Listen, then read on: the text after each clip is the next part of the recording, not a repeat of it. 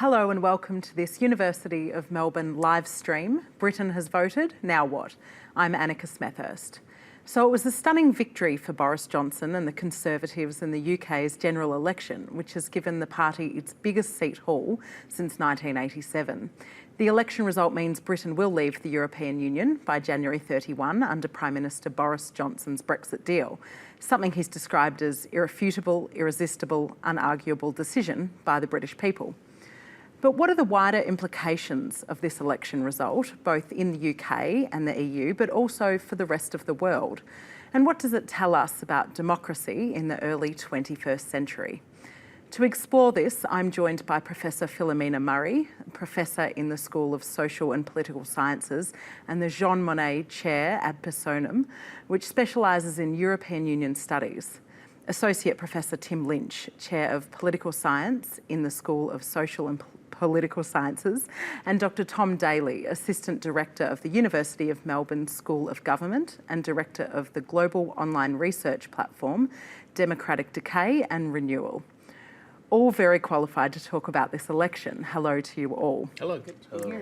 But crucially, we want to hear from you. You can ask your questions live in the comments section wherever you're watching this live stream, Facebook, Periscope and YouTube. And we'll strive to get as many answer questions over the next hour. So let's get straight into, I guess, what does this election result tell us about the UK now and more broadly about where we are in the world? Philomena? Thank you, Annika. Look, it really has been quite a surprise for many people. We're using the term tectonic even because there has been such a surprise with the result. In many ways it was a binary choice because it was all framed around Brexit, which is the new deep cleavage within British society and British politics today. And it also was an election which was in a sense the culmination of a great deal of acrimony over the last 3.5 years since the Brexit referendum in June 2016. So what it means is, yes, absolutely, the UK is leaving the EU on the 31st of January next year, assuming that the withdrawal agreement bill does go through the House of Commons and the House of Lords, which we are, of course, assuming because Boris Johnson has such a strong majority. But we're also looking at a sort of a de-alignment, a pulling away from the traditional party voting. And here we actually see that two political party leaders had within their own parties quite a few people who didn't actually like them, let alone others who wanted to actually, for example, vote for Labour, but they simply could not vote for Jeremy Corbyn. So we have a lot of challenges really in that binary approach that we've seen within Britain today and within the UK. It's also the first election ever where nationalist voters voted for more parties than in fact for non-nationalist, for unionist parties in Northern Ireland. Quite a few changes have taken place. And Tim, what do you think about what this tells us, both on a UK sense but also more globally? Well, it's easy to exaggerate the impact of any election because they are the set-piece dramas of democratic politics. But I think 2019 has got a fair claim to being certainly the most consequential of the last 30 years. I mean, think of the big ones: 1945. 1987 potentially, 1997, which just ushers in a decade of Labour power. I think 2019 could lay claim to being more consequential than all of those because it's brought about, it seems to be bringing about a fundamental realignment of British politics and changing fundamentally, as Philo has suggested, the nature of European Union politics. So it's hard to exaggerate the consequences of this election, certainly in historical terms. Absolutely. I mean, for me, I'm really interested in, whether and to what extent the election and the campaign and politics in general in the UK right now, reflects negative trends affecting democracies around the world, whether that be polarisation, fragmentation, fake news, winner-takes-all politics, declining trust in politics, resurgent nationalism. I'm also really interested in the integrity of the UK. The election result has sort of set the Scottish and Westminster governments on a collision course over a second Scottish independence referendum. And I'm also interested in, beyond the EU, how does this election result affect the UK's standing in the world? Phil, you touched on it there about the framing of this election, that it was really, Brexit or not. What does it mean for, say, Conservatives that were anti-Brexit, or the more nuanced debates within the parties. Yeah. Where do they sort of align now, and are they out in the wilderness? Yes, they are, actually, at the moment. Many of them are. Those who actually left the group of 21 because they were so dissatisfied with Boris Johnson and his plans, many of them did not actually get elected. It's hard to be an independent in the UK political system, and it's partly the binary aspect of the electoral system too. But the serious question about conservatism and sort of what could be termed a less binary, a less extreme form of conservatism is really, conservatism is about respect for institutions. It's about respect for the continuity of power. It often is about pragmatism and incrementalism. And so what we've seen is quite a shift away from that over the last few years. And so I think there is a challenge now for what could be called moderate conservatives to try to say, look, we still believe in the Queen, the so-called dignified part of the Constitution, as she was referred to by Bagehot, and also for the institutions, because of the fact that there was considerable concern about the proroguing of Parliament, for instance, by Boris Johnson. So those concerns are not going to go away, even for those who have left the party. Conservatism is still an important force within the UK itself. Tim, I wanted to talk to you about what this means, I guess, for touching on that, say, the Democrats looking to the US. What does it say, what lessons can they, I guess, learn from the Progressive Party in the UK, and what does that mean going into 2020 to challenge someone like Trump? What sort of parallels can we draw between the two? I think it's an excellent question, and you could even expand it to look at Morrison's victory in Australia. What does the victory of right-of-centre parties mean for Democrats in 20? I think some of the parallels are profound, but the analogy is not a perfect one. I think in the issue the issue of Brexit doesn't quite map onto the American system. So many Brexiteers, despite this caricature of them being little Englanders, xenophobes, were actually motivated by free trade and the idea of Britain again restoring its global trading character and ambitions. And that's the opposite of Donald Trump. He believes in protectionism. He believes in trade wars. So I think that separates them. In terms of the lessons for the Democrats, I think if they haven't learned from Hillary Clinton's disastrous campaign of 2016, Johnson's victory in the UK should absolutely affirm that lesson, that you walk away from your traditional white working class base at your peril. If you believe that the coastal elites, or to extend the analogy, the Islington elites in London, in the UK, are the arbiters of what's moral in politics, you're onto a loser. You've got to respond to those constituencies that these two parties, Labour particularly, exist for. And the Democrats, I think, those pragmatic Democrats that want to win will look at this victory and say, we've got to do the same. We've got to move back towards those traditional constituencies and move away from some of the identity politics, the concerns of the coastal elites that have negated our message. So I think Democrats will be watching very carefully. And we are seeing that a little bit here in Australia. As you say, post-May, we've seen Anthony Albanese and many others jump to Queensland and to try and go back and find, I guess, what went wrong with traditional bases. Is it as simple as left-wing parties, just going too far to the left? Is that the main thing? I mean, we can argue about this, but there is I think what's common across all these polities, US, Australia, and the UK, is a notion that there is it's a caricature, but like all caricatures, it embodies a certain truth, that there is a metropolitan elite that is determined to tell the rest of the population how to live when it comes to climate change and gender parity and free trade and all the other issues of this globalized elite that have transferable qualifications, telling people that are rooted and don't have those things how they should live. Now, I'm not validating that particular critique, but it's a powerful one if you feel one of the dispossessed, either in Queensland or in Manchester or in Wisconsin, indeed. And Philo, I'll just bring you in on that. We did see some traditionally Labor seats that have changed hands. That's right. How do Labor recover from that? How do they get those people back? Or is it the case that, those people are now lost. They're That's Conservative voters. Yeah, look, I mean, Labour was appealing to the working class, and it was even appealing to the precariat, that is, the precarious people who don't even have a sense of being the working class, and the lower socioeconomic groups who have, 0-hour contracts, who have very great deal of insecurity, no social welfare at all. So it is appealing to the victims of austerity in many ways, but it wasn't a very clear message, despite the overlay of or the strong approach of we've got to save the NHS, the National Health System. Rather, what you had was a very equivocal approach by Corbyn with regard to Brexit, where he refused to actually come down on a position and sat on a fence for the last 3.5 years, where his key message that I am for the many, we are for the many, not for the few, really in a sense got eclipsed out. It didn't help, of course, that he didn't get the same sort of attention in the media as his opponent, but I think that's only part of the issue. Tom, I'll just let you jump in there.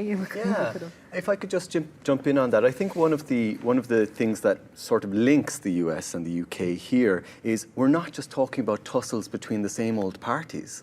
The parties have been taken over to a certain extent by different wings that were not in control before. And so what you have is sort of a very different creature than what you were dealing with 5 years ago or 10 years ago. Sometimes that has led to a much more exclusionary approach and a focus on ideological or sort of message rigor and rigidity, rather than the broad church party of old. And I think that's a huge shift that we're seeing right now. Except in the UK, we've now seen the rebirth of one nation conservatism, which in some ways says it's more pragmatic, not ideological. Brexit wasn't ideological. Brexit spoke to notions of national identity, sense of rootedness, a sense of democratic legitimacy, that if you vote for one thing and then Parliament says you can't have it, the system falls into disrepute. I don't think that's an advent of a new ideological politics, which is why the people of Redcar and the people of Bassett Law and Doncaster were prepared to cross the ideological lines and vote blue. Which was a massive sort of change. But I would sort of push back a little bit on that, to the extent that, for example, the people who were pushing against the government's line in the Conservative Party were denounced as traitors. Now, that is not reflective of a broad church, pragmatist, one nation Conservative Party, to my mind. Yeah, I think there was a great deal of zealotry. If you don't want to call it ideology, the zealotry, I think, was really quite exclusionist. And I think you could see this in the rejection of the, Blairism and its successors in the Labour Party. And we could see it with the rejection within the Conservatives of some of the, people like even Keir Starmer, who remained but was nevertheless isolated. And talking about national identity, Tom, it was something you touched on earlier about Scotland, and we've had a question come in on Twitter from Chris Courtney saying, what are the thoughts on Scottish succession now, taking this vote into account? I mean, the whole question of Scotland is really central, but it hasn't been a central focus, as much of a focus as it should have been. When you look at the electoral map, the result map, all of Scotland is virtually yellow, in Scottish National Party yellow, with a few little dots of, red and blue for Labour and the Conservatives, the last sort of redoubts of those parties. And what that means is the Conservative win is in many ways an England win, and we see this huge... And Wales, but there is a very stark fragmentation in the polity that we call the United Kingdom, which is not a one-nation state, but a union state of 4 constituent nations. And I think what the election result has actually copper-fastened is that the Scottish National Party is here to stay, and they are going to push for an independence referendum because they claim they have a mandate for it. And Philo, what do you think about that? I think, first of all, it isn't just 4 nations within the UK, because if you actually look at identity, we're looking at a number of other types of identity. And we have seen, for instance, accusations of anti-Semitism of both political party leaders, for instance. We have seen accusations of anti-Muslim sentiment and indeed terrible remarks made by Boris Johnson. So I think what we've got is actually different types of cross-cutting cleavages of identity here. And it's not just about everyone in Wales thinking the same way or in Scotland. But the fact that the Conservative Party went down to 6 seats in Scotland is just incredible, and it really is something they've got to now reconsider this. Tim? Yes, I think, I mean, Scotland's a crucial part that often gets left out of the Conservative victory narrative. But we deal with Scottish nationalism as if it's the nice nationalism, and they dress it up as a kind of fuzzy pro-EU and we love everyone. And forget that part of its hard edge is just a kind of xenophobia towards the English. So the SNP only exists because it's in union with England and Wales and Northern Ireland. But the nasty nationalism, as it's often caricatured, English nationalism, in some ways, remarkably, that's been neutered by this election. That the Brexit Party didn't perform.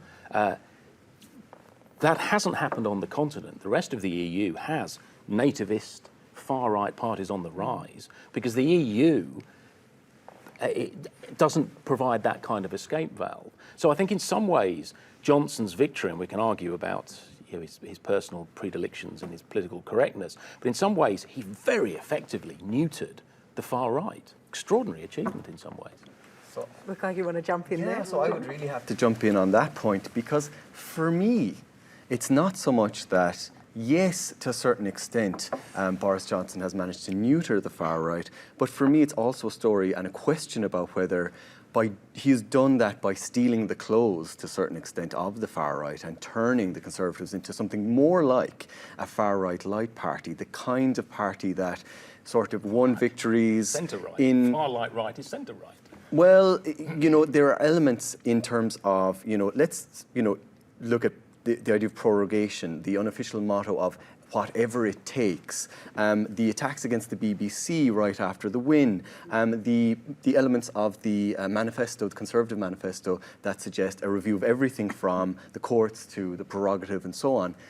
You hear that, and if you're somebody who deals with, and I'm not for 1 second saying that Boris Johnson is a dictator or wannabe dictator, but you hear that and you see these very, very ugly resonances with Hungary and Poland, for example, where you get a party that takes power, is democratically elected and wins according to the rules of the game. I'm not saying anything against the mandate that has been won, but that has a sort of open season on institutions and will do anything to win power and take power. And I think that is of huge concern to a lot of people. Now, I think it's still a very contested issue, and I certainly am not planting my flag saying he is a dictator. But what I do think is these are questions we have to very much, once again, place centre focus. Tim, you look like you want to jump in. I just don't agree with that. If you look at the far right as if it's monolithic across all the member states of the EU, I think you're going to have big problems. And Hungary has a very particular style of right-wing reaction. But the reaction is the important thing, that it's a reaction against the European Union, not exclusively, but largely. And Boris's win has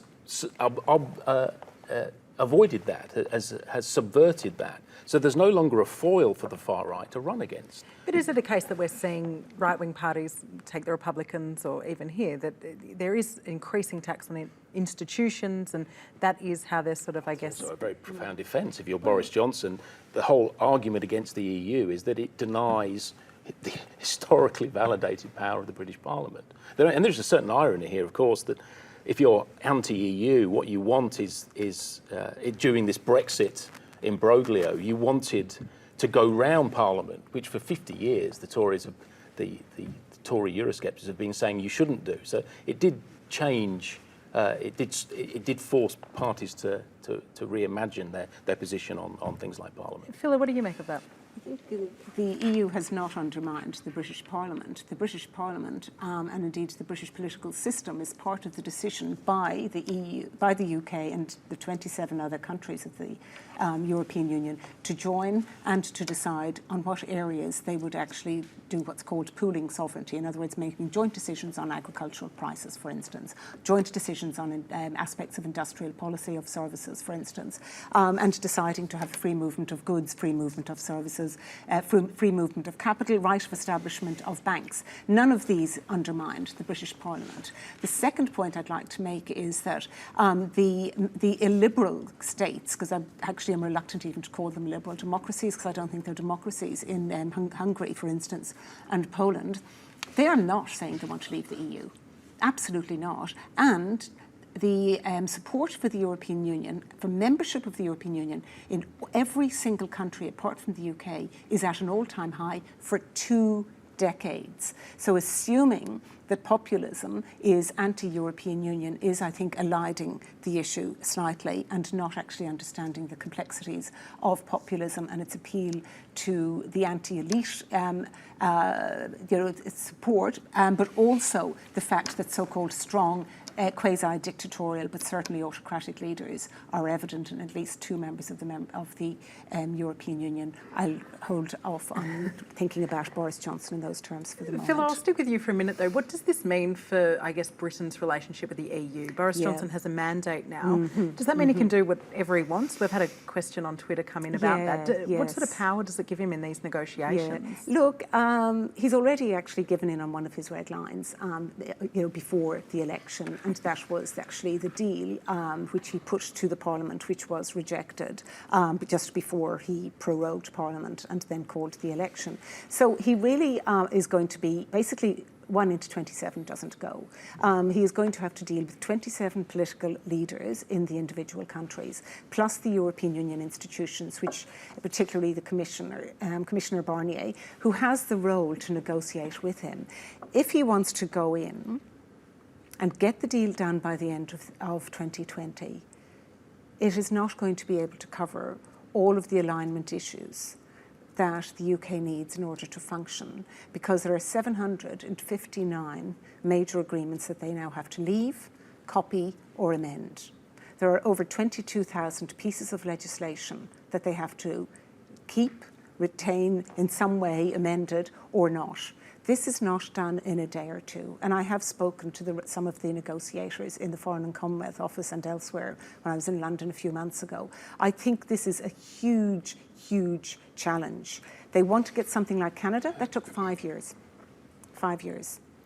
And the EU is not going to say, we will give you everything that you want if it doesn't suit us and if it undermines other member states, particularly France. Okay? Macron was very clear on this, because they do not want other countries to then say, we want as good a deal if we ever join, or countries that are thinking of leaving, which aren't at the moment, but they could, we can't tell what Hungary's going to do, well then they'll say, we want what they're having, as it were.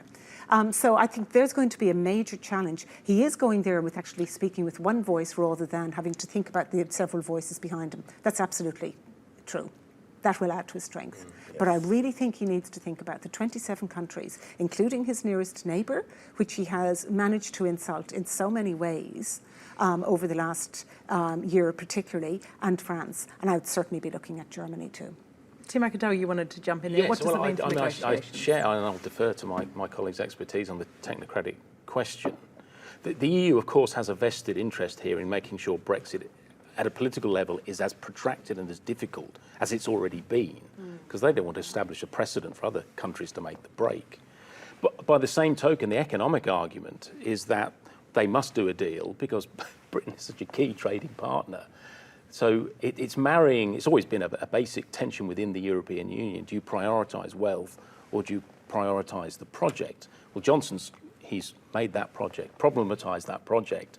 How much more should we try and make it hard for him versus the argument that we need to cut a trade deal? And I think ultimately the interests in Paris and Berlin will bow towards the economic. But politics is, the process has to be made as intractable as possible in order that other countries don't entertain the idea. I don't think it's going to be intractable. I think there are distinctions to be made there, though. So for me, I think the process was more drawn out because the UK government was failing to come up with plans. Every time they would go back to Brussels, they wouldn't have a plan. Diplomats, negotiators were tearing their hair out. But, sort of that can be quibbled about, back and forth. But I think, what the UK is not grasping about the EU in all of these negotiations in terms of the solidarity that has been shown by the 27 is that the EU is a peace project, not just an economic project. And that is always a part of the equation that the UK negotiators have not fully grasped. And I think what flows out of that as well is why the EU has taken such a strong stand on the Irish border question, because it's a peace question, it's an integrity of the EU question, but it's also who do we back if it's an issue between a departing member and an existing member who's here to stay? You go with the one that's here to stay. And Tom, I'll stick with you on that, looking even further afield than the EU. We have a question from Troy on Facebook. What does this election mean for the UK's position in the world, this outcome?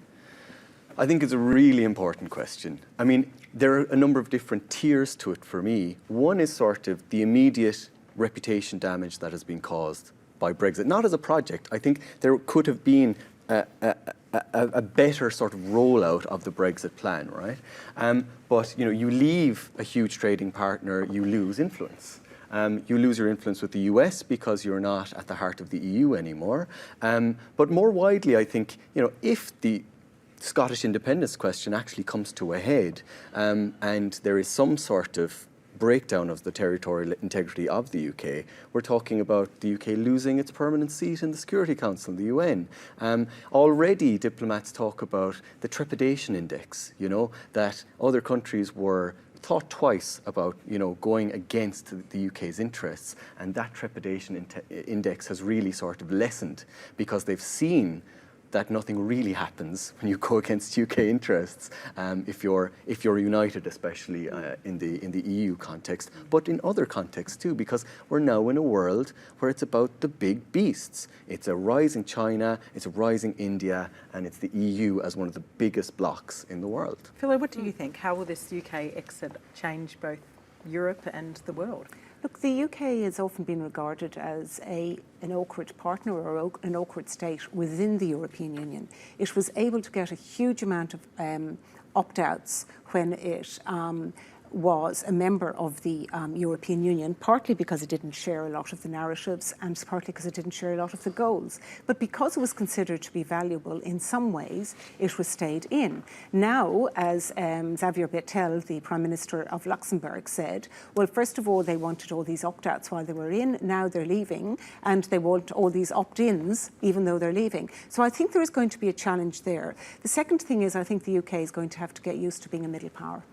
It's got to get used to it, however disinclined it is to accept that self-understanding. And that's going to be a challenge as well. It will not be part of an economic and political bloc of over 500 million people, but rather it will be dealing with having to negotiate deals where it has actually undermined relationships. Trust building is going to be tremendously important because over the last 3.5 years, we have seen that the government, under whichever leader, has not actually stuck to its principles and stuck to its promises. And also hasn't been prepared quite often. So I think this is a challenge, that there really needs to be a building up of trust once again. And that will not be as a major leader. And there, building, already India has said, actually, we don't really want to discuss trade with you. There are going to be challenges with the larger powers and the emerging powers, and dealing with great power rivalry. It will not be part of the European Union, although it will still be in NATO. You looked like you wanted to jump in there, Tim. I've got another one, but start with that. Some of that I agree with, both my colleagues, but much of it I don't. Just very quickly, I think that the whole peace narrative is a misnomer. Europe's been at peace because it's operated under an American security guarantee. Nothing to do with the European Union. The European Union was simply a way of containing German power.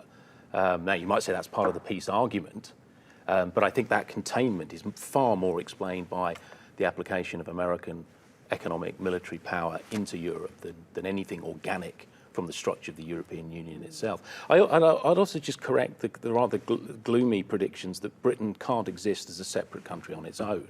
I mean, I'm reminded of debates we have in Australia about we can't possibly be a republic because we're not capable. We lack that independence. We need to be part of something larger.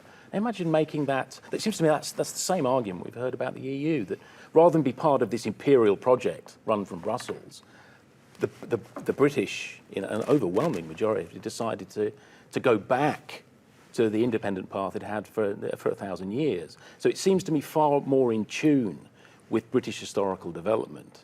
And it's the EU which is the historical exception, except we've made the argument the other way around. That touches on the next question we've had come through on Twitter by an anonymous tweeter. What do you think this means for, it's been talked about as the demise of the UK or the EU in your argument. Do you think this is the end for the EU? The demise is strong of either entity, means death. My strong prediction is that the EU will collapse a long time earlier, much earlier than Britain will collapse, although we're in for a rocky period, certainly in terms of movements in Ireland and Northern Ireland and Ireland. But I think as a project, if you looked at NAFTA, this is not a perfect analogy, of course, to the EU, but NAFTA seemed an accomplished part of political life in North America for nearly 25 years, and it was reasonably quickly unpicked by Donald Trump, and then they've got a different trade deal. The EU recognised as simply a set of trading economic arrangements. It seemed to me entirely reformable.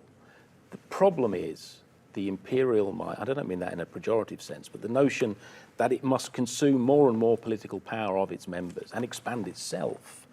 The historical precedents for that are that they grow and then they collapse. That's the nature of empire. Philo, what do you think about that? Do you think this is the end of the EU? It's interesting hearing Tim talk about the European Union, taking on power, etc., when in fact the European Union consists of 28 states who make the decisions in relevant institutions. So I'm really interested in who exactly it's taking the power away from, because it's actually the 28 countries who run the European Union. They do it within institutions. There are some that are more independent than others, such as the Commission. But decisions are made by national representatives by and large, particularly in what's known as the Council. So that's my first point. I think you're absolutely right, Tim, that the EU is in many ways an aberration. It is, precisely because it is built on consensus and compromise and not on conflict. That's precisely why it works. And I also think that the importance of the United States as a security guarantor has been undermined in recent narratives of the European Union, actually, far more in the last few years. However, having said that, I don't think that's the only reason that the European Union has managed to have peace. The French and the Germans are no longer killing each other. The Irish and the British managed to sit together to discuss issues relating to Northern Ireland. The Germans and the Poles. Well, actually, the troubles were quieted by American intercession. Now, long before Clinton. Troubles map against. The framework of the Good Friday Agreement is based on a fundamental understanding that you can elide the border across Ireland by both states being within the EU. It's integral to that agreement. Well, I think that's contributory. I don't think it's explanatory. But the application of US power into that conflict was the decisive feature of the peace process. Yeah, it absolutely was sort of, a combination of the two, but I think the EU, without the EU, it would have been very hard to find an alternative way of doing that, right? So, but I want to return to the existential crisis question, because what's important to understand is Brexit and the UK leaving the EU. It's sad, it's at times an irritation for EU leaders, but it is not an existential threat. The existential threats are actually the rule of law crisis in Poland and Hungary, because the EU is fundamentally a rule of law polity or structure. But what's been interesting is Brexit itself has led to a big increase in voter sentiment towards the EU, across the EU, because people have seen it has sort of had the effect of reminding people that the EU is actually in many ways a good thing. But I think what the EU needs to, and especially the EU bureaucracy, needs to learn from Brexit is it needs to look at reform. But Tom, that comes to a question we've got on Facebook. What does the EU look like now? What does it look like post-Brexit? I mean, when I'm looking at it as an Irish citizen, one of the things that is a big change is that you lose a big native English-speaking member. That changes how language is viewed within the EU. It changes the character of the EU to more like a continental project, just because you have that gap there between Scandinavia and continental Europe. But I don't think ultimately, because there's a lot of political will to make it work, I think without without the UK in the equation, I think the EU will do just fine, really. You see a lot of the EU states are relatively small, and so they do need some sort of mechanism to band together. It's a pragmatic choice. Mm-hmm. moving on to, I guess, away from Brexit a little bit and more the UK, what it's going to look like. We've had a question come in from Joanne on Twitter. What sort of leader do we think we'll see in Boris Johnson? This is somebody that was a mayor, that's, I guess, very popular and into popular stunts. We saw him drive a bulldozer through, a bunch of blocks just before. What sort of leader will he be compared to recent leaders we've had? Well, I think the contrast, whether you like him or not, the contrast with his immediate successor, in fact, probably the three predecessors, Brown, Cameron and May, is quite marked. That this is a man who we know a lot about because he's been writing and telling us what he thinks for the last 40 years. So there's a treasure trove of editorials from addressing all sorts of issues. He's also had a successful two-term running one of the world's great cities, London. So it's not as if he's a neophyte. What we find jarring, I think, is that there's a degree of, I'll call it political incorrectness. There's a degree of not parsing, not concealing. There's not that technocratic. He's often hauled over the coals for not having a grasp of detail, but he's quite explicitly defined himself as the big picture style leader. He wrote a book about Churchill. He idealises Churchill like many British conservatives. And I don't want to say he's a Churchill, but he does understand the nature, how the character of a leader can unlock issues in a way that the more technocratic approach of his predecessors simply couldn't. Well, there's been allegations he perhaps plays up that persona in a way that, I guess, but what is playing real? into... Who is real? I mean, what... Playing into Trump's success, though, he has a lot of those similar characteristics. Not very politically correct. Yes. Do you think there's an element of perhaps that being a popular thing now? Endorsing particular positions that he said, and this applies to Trump as well, he does represent the force of character in politics. I think Barack Obama did this as well. A very thin record. It was who I am is why you must elect me. Well, both Obama, Trump, and Boris are in that tradition. And what do we think about that? How that plays into Australia? Well, could I go back to his character? I'm reminded of Barbara Tuchman's book, The March of Folly, about these leaders who thought that they were terrific leaders, but in fact ended up bringing about considerable damage to their own country. The accusations against Boris Johnson of lying and of making things up, including when he was a journalist, for which he was sacked, will not necessarily go away. He is deep. When he was a journalist, when he was a journalist. When he's a journalist that lies. But do those things not in stick his anymore? reports? Well, this is the question. Do they not? He also has made statements which are anti-Semitic and which are anti-Muslim. He has made fun of people who are dealing with difficulties in their societies. He has undermined the serious issue of that 4-year-old child on the floor in the NHS, which was in the last few days of the election. He has accusations of sexism and of racism against him. To me, this is no Churchill, and Churchill is not my favourite character either. But nevertheless, I think what he has is an opportunity. This afternoon, I wrote a wish list for what I'd like Boris Johnson to do, and I thought one nation could, in fact, be bringing together the other parts of the United Kingdom and actually fixing up the NHS and actually dealing with poverty and dealing with the impact of austerity. That he has this great opportunity, precisely because he's so powerful, that he could actually take on board some of the Labour Party concerns, but also the concern of so many people, some of whom did and some of whom didn't vote for him, concerns about poverty. The fact that the UK has over 2,000 food banks, 2,000, more than any other country in Europe, okay? There are millions of people going to food banks on a regular basis in the UK. I think he has an opportunity to actually be brave and bold and deal with those issues. And Tom, bringing you in a little bit there on, I guess, what this does mean about what voters care about. And we even saw it here in Australia with not many other sort of cabinet ministers involved with the election campaign. It was a one-man show, and it was very much proposed as between, a choice between Scott Morrison and Bill Shorten. We see it in the way Donald Trump, runs his campaign. What do you think? There is a shift that perhaps for too long we've assumed that voters care about, I guess, the party or the ideal, when really having a strong leader, a character, is proving to be, a successful sort of path for democracy.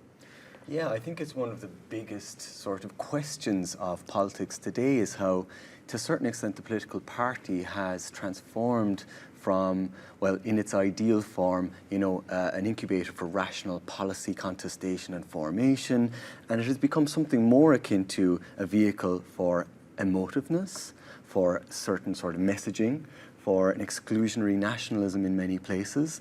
And what that does is you often get, a charismatic leader or a leader who seems authentic, who says, I can reach to the voter. I understand what the voter wants. The test of who would you like to go for a beer with.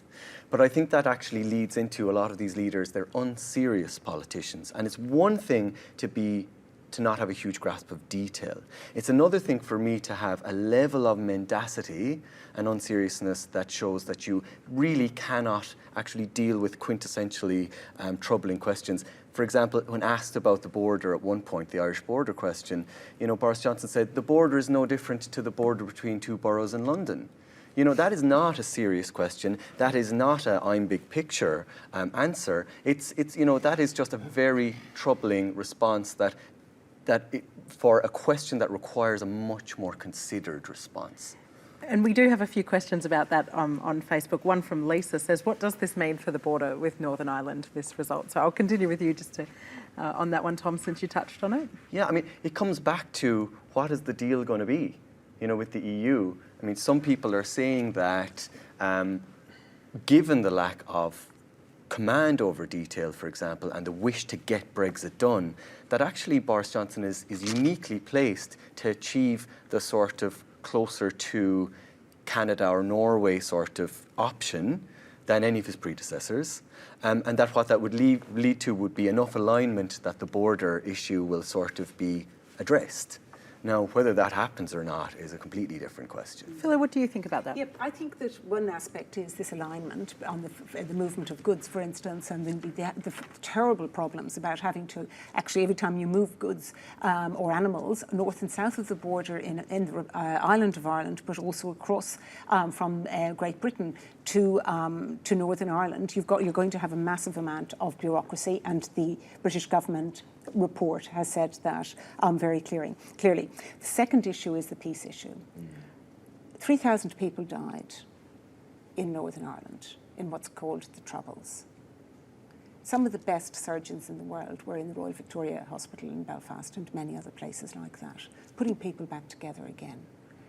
Thousands upon thousands have actually are still bearing those scars, physical and emotional and psychological. What we do not want is a return to the past. So it isn't just about goods, interesting as that may be, and it's not just about close alignment, which I think Boris Johnson could actually do.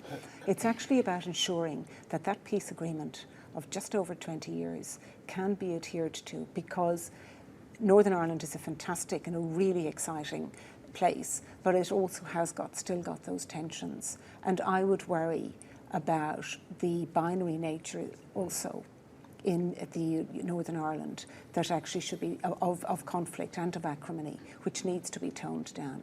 So I think that Boris Johnson has an opportunity to deal with this, but to date I can't see any evidence that he's taken this seriously. Tim, do you think he will take it seriously? We had his sort of comment about what he thought of the border during the campaign, but do you think he's willing to take it on? I understand my colleagues put their position very well. I can come up with as many examples of leaders that are supposedly have a good grasp of detail and are technocratic, leading to catastrophic failure. I think of Tony Blair on the Iraq War. A guy that was well across policy and process, and it didn't end well. And there's no guarantee that a character will give you progress and that a technocrat will give you the opposite.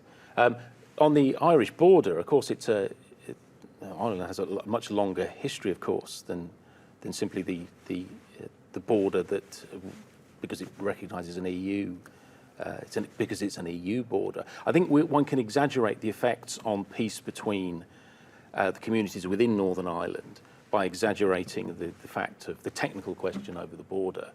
I think this in some ways requires a technical solution rather than a ramping up of the drama inherent to this Troubles period, which we now comfortably have moved out of.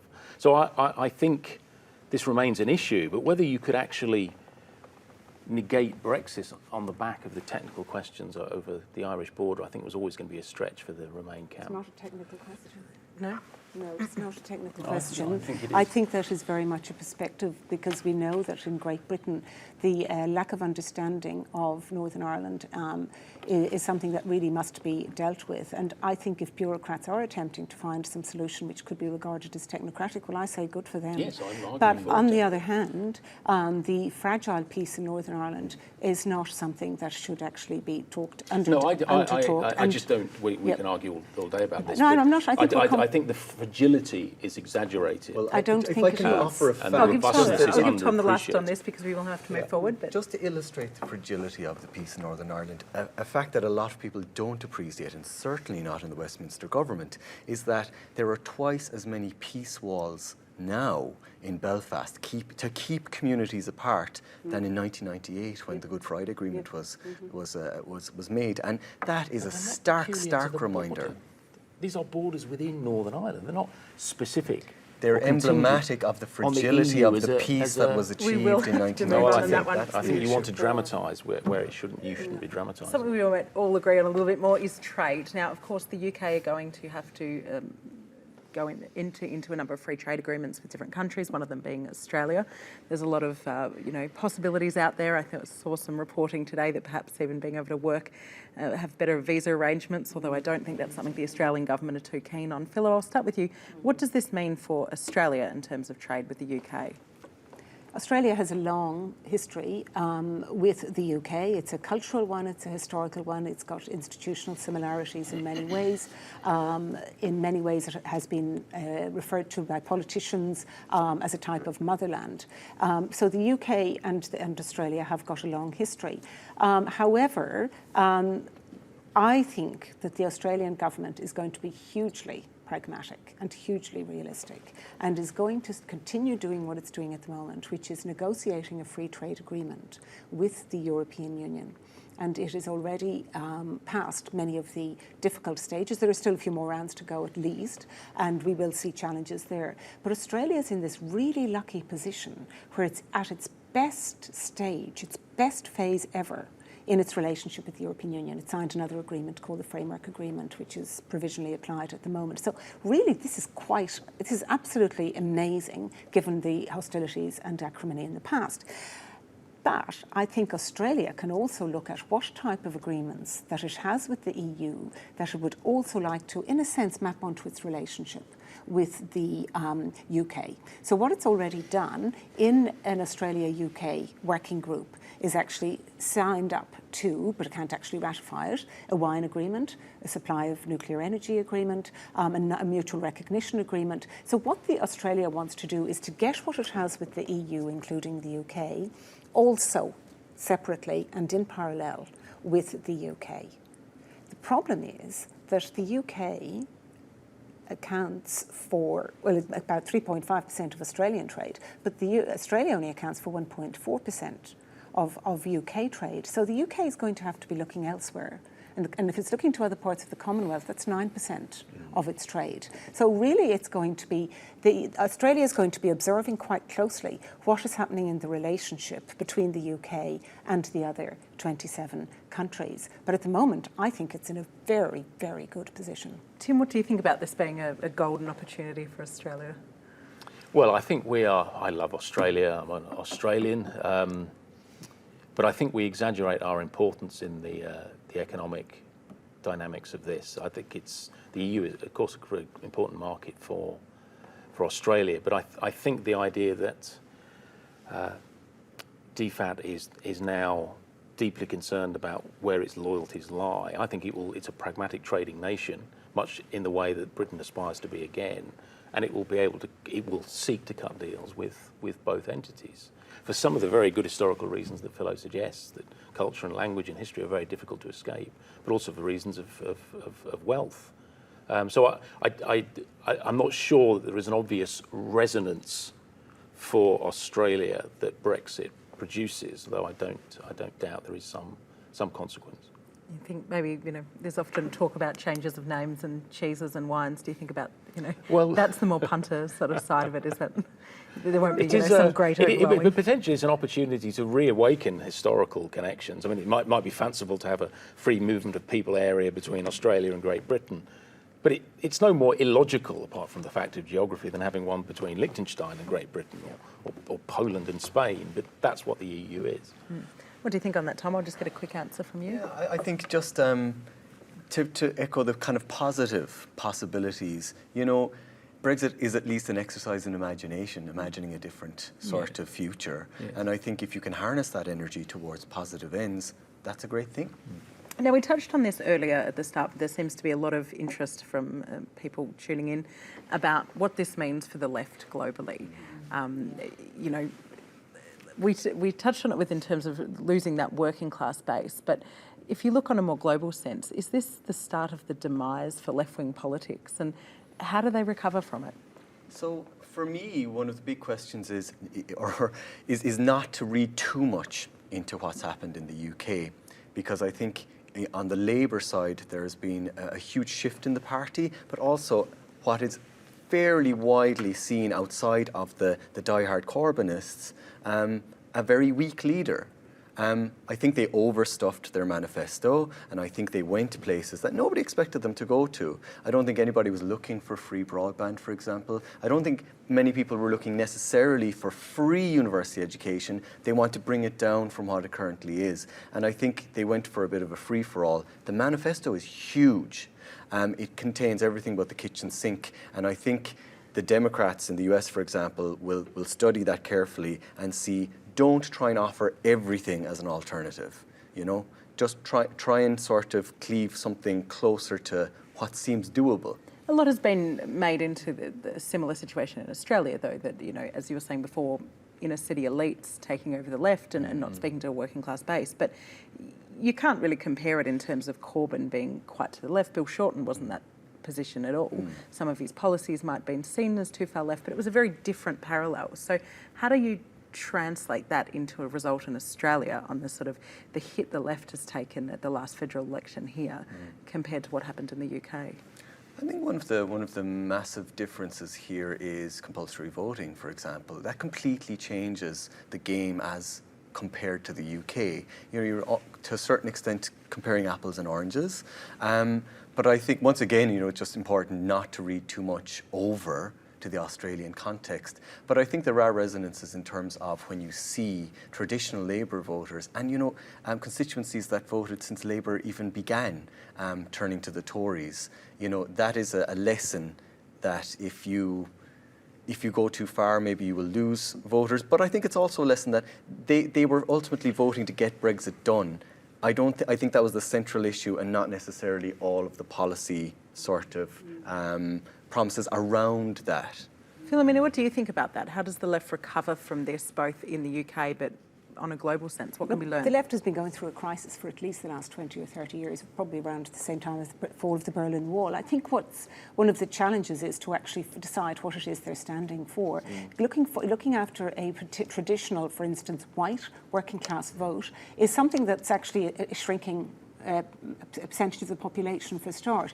The other issue is, just like the Conservative Party had to deal with the Brexit Party and UKIP, and did it by absorbing many of their, and legitimising many of their shibboleths. So also we have the far left, for instance, in many parts of Europe, for instance, Spain, Portugal to an extent, definitely Greece, where you have actually a crumbling of the centre, and in a sense, the idea that, you know, to quote Yeats, well, can the centre hold? And I think that the challenge is actually to see if you actually can keep a set of centrist, centre-right or centre-left parties within a political party system when you've actually got movements becoming parties, such as Syriza, such as Macron's party, such as the challenge of Marine Le Pen, for instance, in France. So I think it's something we're seeing, really, that you aren't actually seeing centrist parties able to deal with the issues or even to understand the challenges. And so you've got attacks on something called globalism, and we even have it here from Scott Morrison, for instance, twice recently in his major speeches he made. So I think there has to be really a real reassessment of what the left wants to do and what it wants to achieve. Does it want to stick to humanitarian principles and values, for instance? And I think that's going to be a challenge. Tim, do the Democrats have time for that sort of conversation before the 2020 US election? Well, no, I Where do they think go my to? reading of it to this point is that they are hoping that Trump, despite trying to impeach him, will stay there and that he will continue to offend and the economy will go into some sort of dive before November of next year. But the wider problem, I think my colleagues are starting to hit on it, is that the left has the left is a very diverse thing, and they're different in each national arena that we. But as a general observation, let me say that one of the left's problems, which Corbyn's debacle illustrates, is that their concentration has been economic. There are poor people. He endlessly eulogises about food banks and the desperation that people have to live under, and many people feel aspirational. They don't want to be given stuff. Free stuff. The notion of free stuff is, in any democratic system, means somebody else has got to pay for it. Whereas the right, particularly in the UK and illustrated in the last election, understand the cultural argument. I think Donald Trump, in part, understands the cultural argument. I'm not here to make you rich. I'm not here to give you stuff. I'm here to put you back at the centre of the culture. I'm about salving your cultural alienation.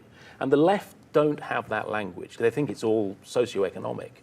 And the right, and I think Boris Johnson gets this, understand it's about more than that. Tom, you look like you want to jump in there. I just feel that the problem with that message that's often being given now is that it's racially and religiously encoded often, or at least it's heard by a lot of sort of constituencies in that way, and that's very troubling. It can be. It doesn't have to be that way. And I think we could argue about how far Johnson used the dog whistle. I think in some ways immigration, this is a problem for the left, that if you're a victim, and I caricature to capture this argument, but if you're a victim of immigration, you're working, you may be an immigrant yourself that's been in a town which has been ignored by the elite, which is subject to what is packaged to them as unchecked immigration. That if you're on the left and your only response to that is that's racist, well, then you're never going to win over those kinds of voters. The left has a job on its hands. Phila, we are coming up to the hour, but we've had a question here from David, and we touched on it in that question, but the change in traditional voting patterns within the UK, whether that be within class or from the north to the south, is this a sort of generational shift? Is this where they will align in future elections, or do you think this was a sort of, as you say, framed in a different way, whether that be around Brexit? Yeah. Look, it is partly a generation shift as well. We know that people over 60 in particular voted in favour of Brexit in 2016, and they voted in favour of the Tories this time around as well. And that's, well, actually not just this time around. So what we know also is that because there isn't compulsory voting, that young people haven't been coming out in droves, for example, in the Brexit referendum. So there are going to be some generational changes, simply as people do get older and less active.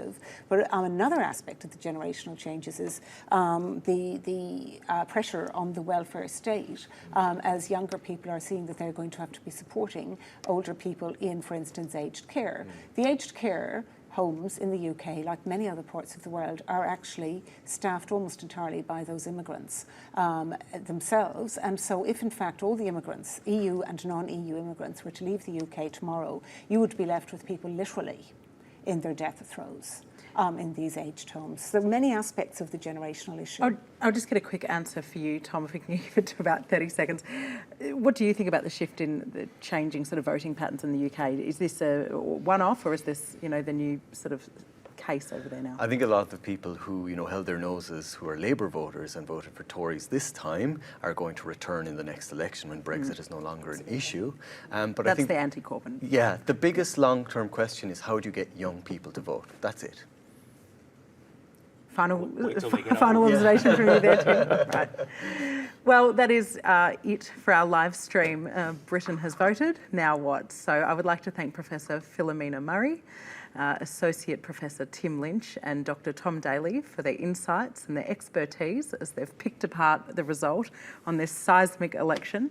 And thank you all for joining us here at the University of Melbourne. Goodbye.